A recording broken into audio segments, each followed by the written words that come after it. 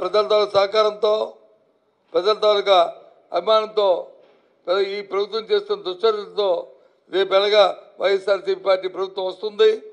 జగన్మోహన్ నాయకత్వంలో మళ్ళీ ఉంటాం.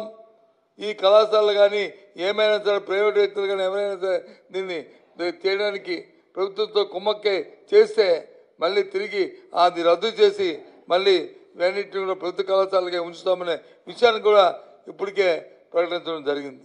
ఇది మళ్ళీ చెప్తున్నాం. అవసరమైతే ప్రత్యేకమైన చట్టాలు చేస్తాం, అవసరమైన కార్యక్రమాలు చేస్తాం. అంతేగాని ఈ ప్రజా వైద్యం ఏదైతే ఉందో ఈ మెడికల్ కళాశాల ప్రైవేట్ పరం జరగనీయకుండా ప్రజల తాలూకు మద్దతుతో ప్రజల తాలూకు ఆలోచనతో ఎవరైతే కోటి సంతకాలు పెట్టినా ఈ వ్యక్తులున్నారో వాళ్ళ తాలూకు ఆలోచనతో ఈ కార్యక్రమాన్ని ముందుకు తీసుకెళ్తామనే విషయాన్ని ఈ సందర్భంగా మనం చేస్తున్నాం.